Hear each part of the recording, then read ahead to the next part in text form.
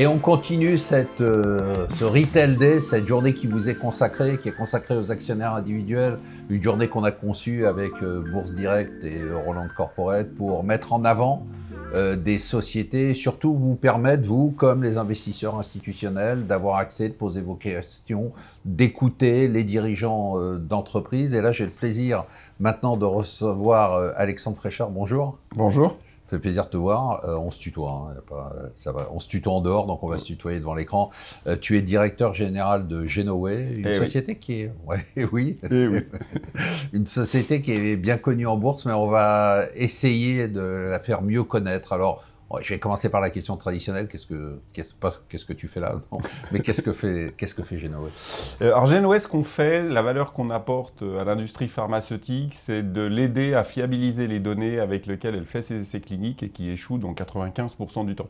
D'accord. Donc si on peut, tout ce qu'on peut faire en fiabilisation va se traduire mécaniquement sur plus de médicaments plus sûrs, plus efficaces. Donc c'est notre métier. Pratiquement. C'est quoi? Donc en fait, parce qu'on a eu ce souci, on va en reparler tout à l'heure, de perception. Bon, toi, tu fais pas de l'exploitation d'or, mais tu fournis les pelles et les pioches. C'est ça. Donc toi, tu n'es pas une biotech, mais tu Pas du tout. Voilà. Ouais, nous, c'est une société de service à l'industrie, macroscopiquement, avec beaucoup de technologies, évidemment, avec une grosse prestation de conseil, puisque en fait, on est sur des problématiques de recherche sophistiquées, donc la création de valeur, elle s'accompagne dans le comment utiliser nos produits, et nous, ce qu'on vend, le cœur de métier, c'est des tests sur lesquels les pharmaceutiques peuvent... C'est ça ton business model? Voilà, c'est je vends des produits que les clients pharmaceutiques utilisent, puis après on le leverage, etc. On en reparlera, j'imagine. Et tes clients, c'est qui? Alors c'est tous les grands groupes pharmaceutiques, principalement les grosses pharma, les grosses biotech, les Pfizer, les Amgen, les AstraZeneca, etc., qui sont innovants. Nous, on s'adresse vraiment à la partie innovation. Et on fournit des tests pour savoir si le molécule est plus efficace, si elle est toxique, pas toxique, etc. Et nous, notre valeur, c'est celle-là. C'est plus ce sera fiable, plus le médicament va passer vite et il va réussir les essais cliniques et plus il va sur le marché. 95% de taux d'échec, c'est quand même une industrie... oui, c'est des choses qu'on n'imagine pas. Après, on comprend que, compte tenu des recherches qui sont énormes, qu'il y a un taux d'échec qui soit aussi important. Je sais pas, moi je suis toujours très surpris en fait, parce que... je suis moins surpris que toi, alors je connais que moins le secteur. Mais non, mais parce qu'il y a beaucoup de pathologies, il y a beaucoup de maladies, donc on devrait... Et on a des médicaments, mais ils ne sont pas assez efficaces, ou ils ne sont pas assez sûrs, etc. Donc il y a un vrai travail d'efficacité, parce que ce n'est pas les besoins qui manquent. Je veux dire, les pathologies, il y en a plein, avec le vieillissement des populations, avec les pandémies, il y a plein de choses à faire. Donc, comment s'est passée ton année 2023? Alors, l'année 2023, pour moi, très bien. Ouais. Non, mais écoute, je vais te dire franchement, pour toi, bon, ça m'intéresse, mais c'est pas vraiment le sujet. Et pour la boîte, c'est plutôt bien passé, c'est-à-dire on est bien ressorti du Covid, on est en forte croissance, donc on annonce on dépasse la barre des 20,1 millions. Ce qui est plus important pour nous, c'est que le cœur du réacteur, de la fusée, c'est nos produits catalogues qui, eux, sont à plus de 37% de croissance.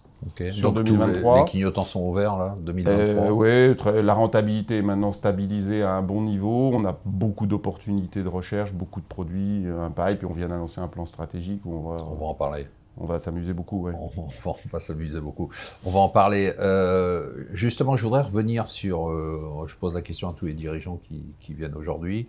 Est-ce que tu as l'impression que le marché comprend ce que tu fais? Ou est-ce qu'à un moment, on a parlé tout à l'heure de se dire, bon, il y a peut-être des gens qui considèrent que Genoway c'est une biotech, enfin qui ne comprennent pas vraiment qu'en fait on n'est pas du tout là-dedans. Exactement. Donc est-ce que tu as cette impression-là? Est-ce qu'il y a un message que tu veux donner pour qu'on ait une perception claire de ce que tu fais? Alors, je pense que le marché n'a pas une perception très mauvaise de ce qu'on fait, et je pense qu'on en est très responsable. Parce que quand on est rentré en bourse, on n'a pas fait assez attention, et même dans la communication, alors depuis quelques années, on fait beaucoup d'efforts, mais on n'a pas été assez clair et précis, une communication assez claire sur ce qu'on fait. Nous, notre métier, c'est du service à l'industrie, dans la biotech. Voilà.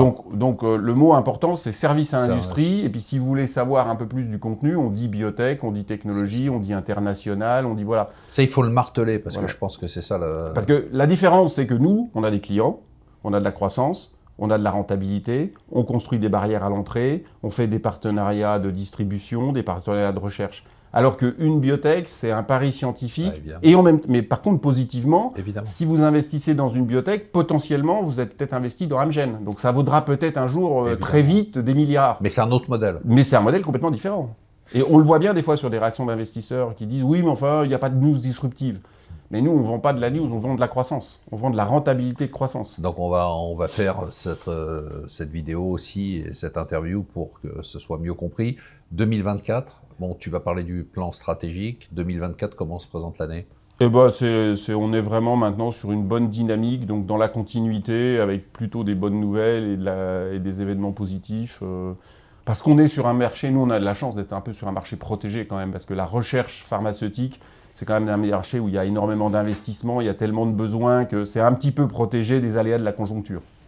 Tu peux nous parler de ton plan stratégique? Il est essentiel, hein, c'est le nouveau plan. Comment il se présente? Qu'est-ce que tu t'engages sur quoi? C'est du chiffre d'affaires? C'est des répartitions par produit? C'est de la rentabilité? Enfin, qu'est-ce que tu donnes comme indication? Alors, qu'est-ce que tu nous annonces, quoi? L'annonce, elle est assez... D'un point de vue strictement chiffre, pour commencer, puis après, il y aura les produits. C'est de dire, on va maintenant continuer à... Le plan précédent a permis de passer d'une boîte qui était... Il faut le reconnaître, parce qu'on avait du mal à trouver notre business model. On a maintenant le business model, puisqu'on a fait de la croissance et de la forte rentabilité. Ok. Donc maintenant, pour nous, ça, c'est un acquis. On l'a démontré semestre après semestre. Un acquis important. Et bah, bien sûr, et j'assume entièrement la responsabilité que ça a pris un peu de temps à le faire, donc il peut y avoir des investisseurs très déçus du cours de bourse historique de Genoway, et c'est ma responsabilité. Par contre, là maintenant qu'on a cette dynamique, enfin qu'on a validé notre business model, on est sur vraiment une stratégie de croissance. Donc nous, notre objectif, c'est évidemment la valorisation avec l'EBITDA, mais l'EBITDA, on va le faire croître par la top line. D'accord. Et donc maintenant, c'est dans une logique, si vous voulez faire croître très fort l'EBITDA, une fois que vous avez un pourcentage d'EBITDA sur CA qui est raisonnable, eh ben, il faut doubler la top line. Donc c'est quoi ton objectif de chiffre d'affaires? Et à 2028, c'est au moins 50 millions avec au moins 15% d'EBITDA, sachant que, pour ceux qui aiment bien regarder dans les comptes, on a une politique d'amortissement qui est hyper stable. C'est-à-dire on amortit toujours les mêmes sommes sur la recherche. Donc notre EBITDA, il n'est pas nettoyé ou window dressé, etc. On est assez transparent parce que justement, on veut que les gens comprennent. On fait une croissance forte et on va investir, on a des gammes de produits, etc. Alors justement, est-ce que la question qui se pose, c'est quand on nous parle d'investissement, nous, investisseurs, on se dit, tiens, est-ce que ça va avoir un impact sur la rentabilité? C'est-à-dire, est-ce qu'on sacrifie la rentabilité sur les 2 ans qui viennent en se disant on va faire de la croissance, alors que vous êtes une société qui a toujours eu un track record de rentabilité assez positif? Alors justement, la rentabilité, ça dépend comment vous la regardez. Nous, celle qui nous importe en premier lieu, c'est la marge brute. D'accord. Et la marge brute, on l'a montée au-dessus de 50% et elle sera au-dessus de 50% tous les ans parce que donc dès qu'on fait de la croissance, on rajoute du chiffre d'affaires qui a la rentabilité normative. D'accord. Par contre, pour faire 20% tous les ans, on a besoin d'investir de l'argent en R&D, en force commerciale, parce que c'est compliqué de monter des forces commerciales. C'est des produits techniques, hein, avec une force scientifique importante dans la partie commerciale. Donc ça prend du temps, donc il faut avancer. Donc si on veut continuer à faire 20%, il faut mettre un bon niveau d'investissement, mais pas d'impact sur la marge brute. Donc c'est pour ça que moi... Pas d'impact sur la marge brute, et même sur la renta, tu nous dis, oui. au-dessus de 15%. Quoi. Au-dessus de 15%. Alors justement, moi j'ai lu ton plan en détail. Très clairement, vous faites un focus, j'aimerais bien que tu nous en parles, un focus sur le commercial. Ben oui, parce qu'aujourd'hui, c'est un vrai facteur qui limite notre croissance. Et pas parce qu'on n'a pas assez investi, parce que c'est difficile de monter des forces commerciales, c'est des métiers compliqués. Donc dans le plan stratégique, par exemple, on a vraiment bien retravaillé ça en disant, on a 3 axes. Le premier axe, c'est bien sûr développer notre force pour cibler, donc c'est tripler les effectifs commerciaux dans la durée du plan, pour cibler nos marchés cœurs que sont les États-Unis, l'Allemagne, l'Angleterre et la Suisse, où on va vraiment se concentrer, c'est pas dire qu'on va rien faire d'autre, mais enfin c'est là-dessus qu'on veut se concentrer. Et après, à la fusée force commerciale Genoway, on rajoute un deuxième moteur qui est d'aller chercher, en dehors de ces pays-là, des partenaires qu'on va qualifier de distributeurs, mais en gros, c'est de la compétence commerciale supplémentaire, donc qui devrait... Donc avec effet de levier. Exactement, qui va rajouter de la croissance sans venir pomper sur notre facteur limitant qui est la compétence commerciale. Et le troisième axe, c'est que nos clients pharmaceutiques sous-traitent une partie de la réalisation de leurs recherches à des sociétés. Okay. Et on veut passer par ces gens-là pour qu'ils intègrent nos produits dans leurs services de façon à ce que, à nouveau, je suis dans la stratégie commerciale, quand les forces commerciales des CRO vendent du service à l'industrie pharmaceutique, les sociétés de services précliniques, donc ces sous-traitants, quand ces sous-traitants-là vendent des services, en fait, ils vendent du modèle Genoway. Et donc, c'est à nouveau un déploiement d'une force commerciale supplémentaire et sans venir taper dans notre ressource. C'est-à-dire, c'est ta force commerciale et puis tu essayes de faire... Et j'en mets 2 autres. C'est ça, je mets 3 moteurs. Avec un effet de levier. Donc, tu essayes d'avoir un effet de levier avec 2 capacités. Aujourd'hui, tu le disais, merci pour ta franchise, hein, tu disais, franchement, on n'a peut-être pas fait tout le boulot nécessaire qu'il fallait pour expliquer. Nous, aujourd'hui, on est là pour les actionnaires individuels. On considère que c'est vraiment une partie très importante pour les entreprises, quelle que soit leur activité, surtout pour les small caps en bourse. Qu'est-ce que vous faites pour les actionnaires individuels? Alors, jusqu'à présent, on ne faisait pas grand-chose. Et justement, l'idée, c'est maintenant d'avoir une vraie communication, explication tournée vers eux pour en tout cas qu'ils soient à même de juger, et merci de l'invitation, parce que c'est vraiment ça. Et c'est pas si simple de trouver un channel de communication avec les investisseurs individuels. Les fonds, ils ont leur structure, ils ont leur meeting, ils ont leurs choses. Donc c'est un vrai sujet. À mon avis, ce qu'on peut vraiment faire, c'est essayer de communiquer spécifiquement et de s'assurer qu'il y a un accès facile à qui on est, qu'est-ce qu'on fait, où on va, qu'est-ce qu'on a réussi, quelles sont nos difficultés, pour que l'investisseur individuel, comme tout investisseur, prenne sa décision et gère son risque. En tout cas, ce que je peux te dire, et je te le dis très franchement, c'est que je te trouve très clair. J'ai assisté à plusieurs présentations que tu as faites et je trouve que c'est assez lumineux. Je ne suis pas un spécialiste du secteur et j'ai tout compris. Je ne sais pas si c'est un bon signe ou un mauvais signe, mais en tout cas, ça veut dire que pour les actionnaires individuels, c'est quand même... tu disais que tu ne l'as peut-être pas fait avant, mais en tout cas, tu as la capacité de le faire et c'est très clair. Et je pense qu'il faut insister sur ce que tu as dit, c'est-à-dire société de service. Je pense que c'est très clair, société de service aux biotech, mais société de service. Vous avez un plan qui est un plan très agressif, qui ne sacrifie pas la rentabilité, tu l'as dit toi-même, la marge brute ne va pas changer. Il est autofinancé en plus, hein, donc il n'y a pas d'effet de dilution de l'augmentation de capital. Très important. Ah bah ouais, ça fait partie. La rentabilité est telle aujourd'hui, et on a du cash et qu'on peut faire ces 20%. Donc pas d'appel au marché. Aujourd'hui, tu peux financer le plan que tu présentes sans faire appel au marché, c'est ça? Oui, monsieur. Bon. Attention, c'est enregistré. Hein. Ah ben, c'est même écrit, signé. Non, alors juste pour revenir sur les investisseurs individuels, par exemple, ce qu'on va essayer de faire, c'est des webinars qui leur sont ouverts. Ouais, alors évidemment. Ça paraît peut-être simple, mais, mais c'est pas si simple à organiser. Pour des petites boîtes comme nous, c'est pas si simple à organiser. Hein. Alors, on va passer aux questions. On a beaucoup de questions sur Genoway. Tu as annoncé, donc on nous reparle de ton plan stratégique à horizon 2028. Est-ce que tu envisages, alors tu as dit, pour faire ce plan-là, j'ai pas besoin de faire de croissance externe et j'ai pas besoin de faire d'appel au marché. La question, c'est est-ce que tu as des opérations de croissance externe qui peuvent être prévisibles? Est-ce que tu as des cibles? Est-ce que tu as des choses à nous annoncer? Alors, la stratégie... C'est un piège. Hein. Non, pas du tout, il n'y a pas de piège. Ou alors je l'ai vu et je l'évite, je sais pas. Non, mais la stratégie, j'aime bien l'exemple de la fusée avec on rajoute des moteurs. Et donc, à cette fusée qui a un objectif d'au moins 50 millions, 15% autofinancé avec nos produits, qui finance la recherche et le commercial dont on vient de parler. On rajoute, donc c'est en plus, donc c'est en plus en termes d'objectifs aussi, la possibilité, ce qu'on a commencé à faire, d'avoir un plan de creuser sur des opérations d'acquisition externe, sachant que nous, nos cibles sont des cibles de briques technologiques. D'accord. Donc l'idée, c'est vraiment de trouver des nouvelles opportunités business qui pourraient s'ajouter à ce qu'on a. Donc ça veut dire que ce plan... c'est des petites cibles, pas forcément. Enfin, en tout cas, des équipes surtout. Exact. Et de la techno. Techno. Alors ça peut être une techno, ça peut être un service, ça peut être une application particulière, ça peut être une petite équipe qui sait faire quelque chose, etc. Mais on ne va pas chercher à aller acheter du chiffre d'affaires. C'est pas ça, parce qu'aujourd'hui, vu la culture de l'entreprise, la dynamique, on pense que c'est trop risqué, en tout cas aujourd'hui. Et j'insiste sur l'élément, c'est dissocié du plan. Donc, je comprends, c'est en plus. Donc c'est en plus. Et là, tu vois, dans ces briques technologiques, tu vois, enfin, il y a du deal flow, il y a des dossiers, il y a des... Plein. D'accord. Alors, il y en a plein. Il y en a plein, après il faut trouver celle qui t'intéresse, au prix qui t'intéresse. Oui, et je rajoute un troisième point qui vient en premier d'ailleurs, c'est trouver, parce que des briques techno, il y en a plein, donc il y a beaucoup d'innovations technologiques.